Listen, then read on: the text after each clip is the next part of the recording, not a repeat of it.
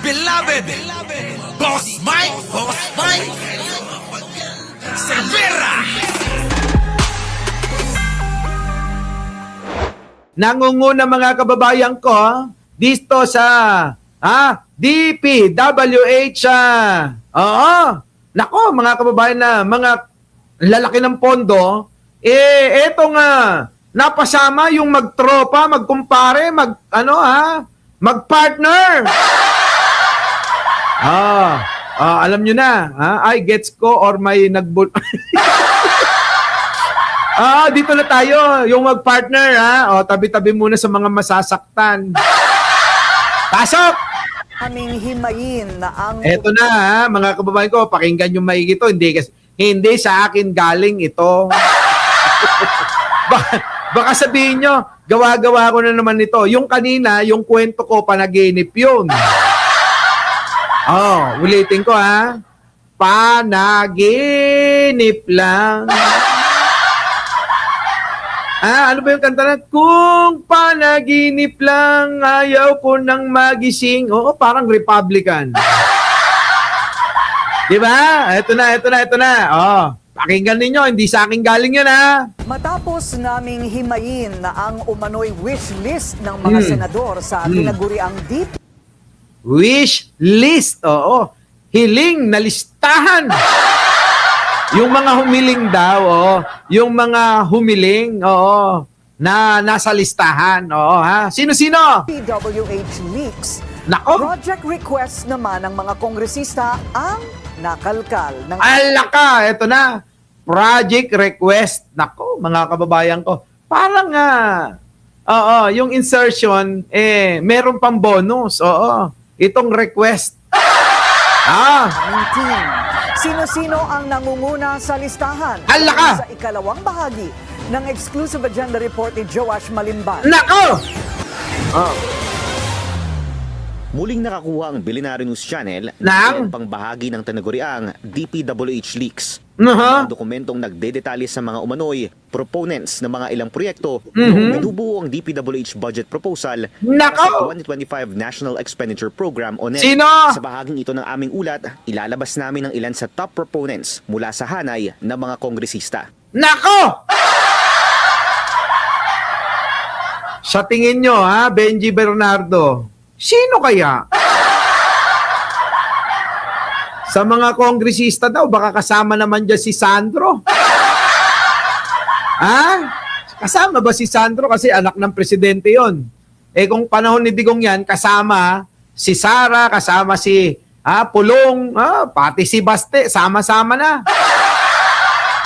Pero dito, mga kababayan ko, kung ganyan na merong wish list ng mga humihingi ng dagdag na pondo, mga kababayan ko, dapat kasama si Sandro. Eto na. Nanguna sa listahan si Bohol 3rd District Representative Christine Alexi Tutor Nako. na may 2.7 billion pesos worth of sponsored projects. Nako. Ikalawa si dating Batangas 6th District Representative at ngayon Executive Secretary Ralph Recto. Kita nyo mga kababayan ko, kaya mainit ang dugo ko dyan Paano ba naman hindi malalagay sa taas yan at lagi lang tayo sa baba kung ganyan namang pondo ang meron sila? Diba? Na may 2.4 billion pesos. Top 3 naman si ang Probinsyano Party List Representative Nako. Alfred De Los Santos. Nako. 2.1 billion pesos worth of sponsored projects. Grabe no, kita nyo party list lang yan.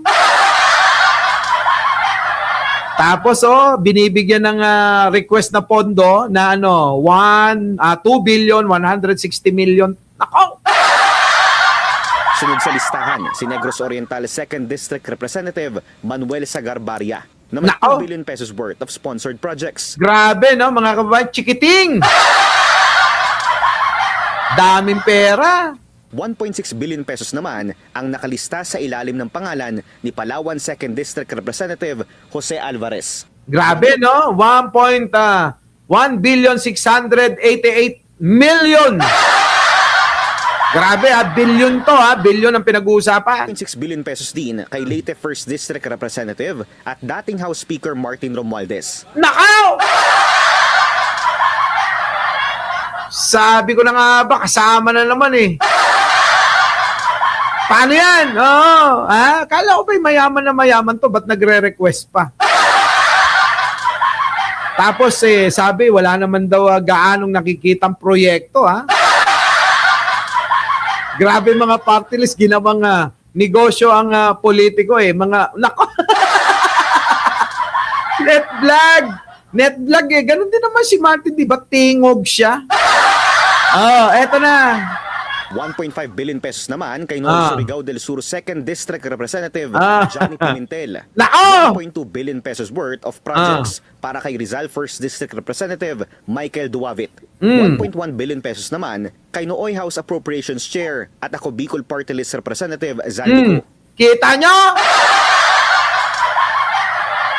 Wala na, finish na daw, sabi ni Arnold. Grabe, no? Talagang walang patawad. Kahit sa mga ganyang bagay, talagang kasama yung mga pangalan. May 5 pang kongresista na may mahigit 1 billion pesos na umano'y sponsored projects. Kabilang dito, sina Laguna 3rd District Representative Amben Amante. Batangas 2nd District Representative Jinky Luistro. Ay, kaya naman pala halos itong Luistro halos humimod na sa puwet ni Martin, ano? Kaya naman pala. Oo, ngayon alam ko na. Former Batangas 1st District Representative Eric Buhain. Nako, kita nyo, pa-swimming lang. Biliran Representative Jerry Boy Espina Jr. Nueva Ecija 4th District Representative Emeng Pascual. Nako, si Idol! Idol natin yan. Pero ito si Emeng, iba ito. Kapag ito nagserbisyo sa tao, totoo. Emeng Pascual, ng Gapan, Nueva Ecija. Malupit, Kaya pala pumayat si ninong mo. Ewan ko bakit naging ganun ang itsura nilang dalawa. Di ba kayo nagtataka? Dahil nga magtropa sila, baka iisa lang yung iniinom nilang gamot na pampapayat. O baka naman iisa lang yung kanilang iniisip na atraso. Hindi kaya ganon? Si Saldico tsaka si Martin, kaya sabay silang pumayat, iisa lang yung iniisip nilang atraso sa ating mga Pilipino. Diba? Yan. Eto na. Bilang paglilinaw, hindi BICAM o budget insertions ang laman ng mga dokumentong ito. Ito ang mga line items para sa DPWH budget proposal na ipinapresenta at pinagtatalunan sa Kongreso bago maging General Appropriations Act o Nako! Sa sworn affidavit ni former DPWH Undersecretary Roberto Bernardo, idinitali niya ang proseso ng pagbuo ng DPWH budget proposal. Eto nga daw yun mga kababayan na hindi na daw, moro-moro na lang daw. Yung mga sabi-sabing mga bidding na yan, kalokohan na daw yun dahil meron na daw talagang nakalaan dyan. Diba? Nako, we love Emeng Pascual. Kaya nga, sabi ko nga sa inyo, sa lahat ng mga, nabanggit doon dyan may patunay. Magaling talaga, Wala stick, walang joke. Haba na ito Pero napansin nyo ba mga kababayan ko? Kasali na naman yung magtropa. Sino? Si Martin tsaka si Saldico. At kung ano mga umano'y inappropriate intervention na natatanggap ng ahensya mula sa ilang mga personalidad. Ayan, mukhang magkasundo na kami ni Netvlog. Na-stress sila, dapat kasi isoli na nila kaban ng bayan para di sila na... Oo nga! Yan, magkakasundo tayo pag gaganyang katwiran, balik nila lahat yung ninakaw nila. Tulad ng mga politiko. Ayon kay Bernardo, nagsisimula ito sa consultation stage ng Regional Development Council sa DPWH. Kay kay Cabral. Local government units at iba pang stakeholders ng nasabing lugar. Dito raw kasi nagsisimulang gamitin ng ilang mga taong may posisyon, tulad ng mga senador, mga kongresista, executive department officials at local executives ang kanilang kapangyarihan para i-require mga district engineer na isumite ang listahan ng mga proyekto na maaaring sponsoran habang isinasagawa ang budget legislation process. Grabe, no? Oh, ito na ako, district engineer. Oh, ito na po, congressman. Ito na po, secretary. Ito na po, speaker. Ito na po, saldi ko. Oh, ito na po, Pulong Duterte. Ito na po, Sara Duterte. Nako, pukin ang ina. Oh.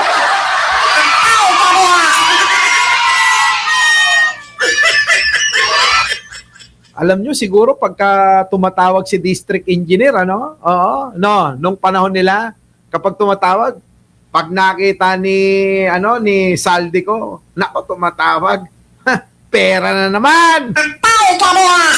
Di ba? Oh, eto na, tumatawag na yung district engineer, yung regional director. Nako, pera na naman. Di ba? Ganun siguro mga nila eh. Oh, nako, eto na, tumatawag na si Henry Alcantara. Pera na naman tao. Oh. Hello, district engineer. Sir, baka pwedeng mag-request ng kahit na 500 million lang. Request 500 million lang, mga kababayan ko. Meron na bang meron na, aprobado na, sir.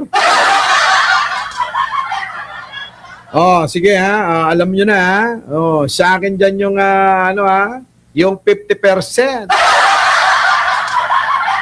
Sir, baka hindi kayanin ng 50%. Ay, alam mo nang gagawin mo. Sige sir, di i-ghost project na lang natin to.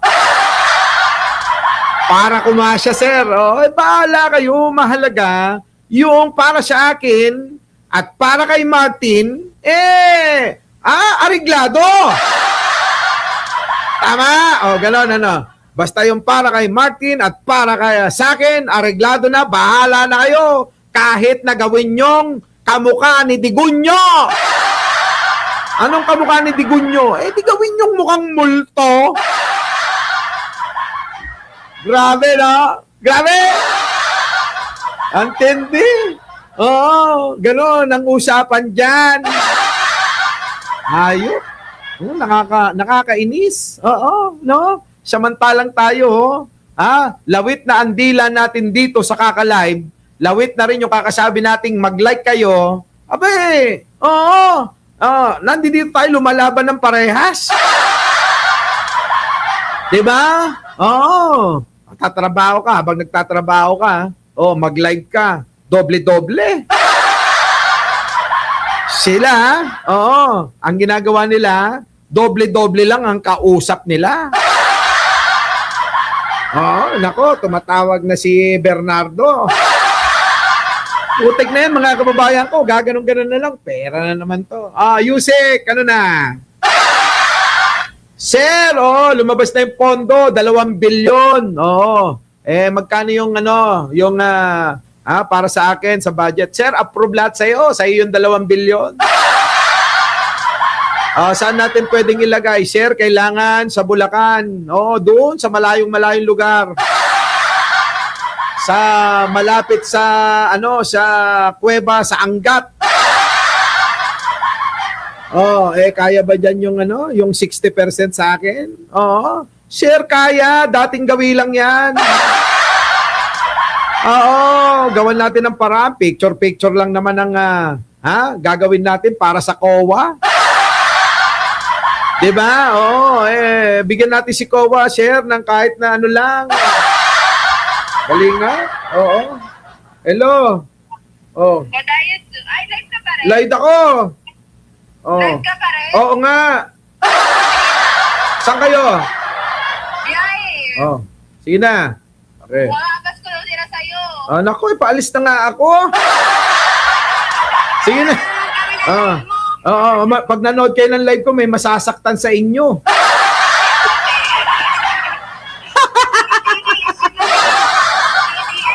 Oo. Ano ako eh. Eh, Sige na. sabihin mo, wag na manood. Ay, Mas, sa DDS. masasaktan lang. Sige lang. Sige na, sige na. Nako! Di ba? Yun nga, Boss Mike, na-stroke na ako, wala pa ako. Di ba mga kababayan ko, bigla tuloy nag-call si Jen? Ganon ho. Oo. Doon, siya malapit sa, sa kuweba ng, diyan sa Angat. Sa biyak na bato, ilagay mo. Oo. Doon mo ipatayo. Saan? Sa loob ng biyak na bato. Kaya wag na kayong magtaka mga kababayan ko, yung mga proyekto ng flood control, diyan po sa Bulacan, wala kayong makita. Naging multo. Sabi nga ni Apo. Grabe, no? Grabe. Boss Mike, di siguro Kia Pride kotse nyo. Kia Pride nga. Kia Pride? Oo. Mausisa ka pa, yun na nga yung Kia Pride eh. Oo. 1994 model hatchback CD5. Diba? Ganyan. Ngayon, alam nyo na. Yung magtropa, sangkot na naman sila. Ha? So anyway, mga kababayan ko, hanggang dito na lang at kailangan kong tumakas. Kasi pag naabutan ako ni Jen Angeles, may kasamang isang barangay. Mayayari na naman yung bulsa natin nito. may appointment po ako. Kasi nagpapatherapy ako, sinusumpong ako ng rayuma. Diba, galing ako ng malamig na lugar, diyan po sa border ng Russia. Nako, grabe ang yelo. Oo. Isang linggo kaming mahigit doon. Kaya, nako, ewan ko na lang. Oo. So, paano? Mga kababayan, ha? Anong may ground? Pangit na yung audio? Eksakto. Paalis na ako. So, paano? Mga kababayan, babayu! Our beloved Boss Mike Cervera.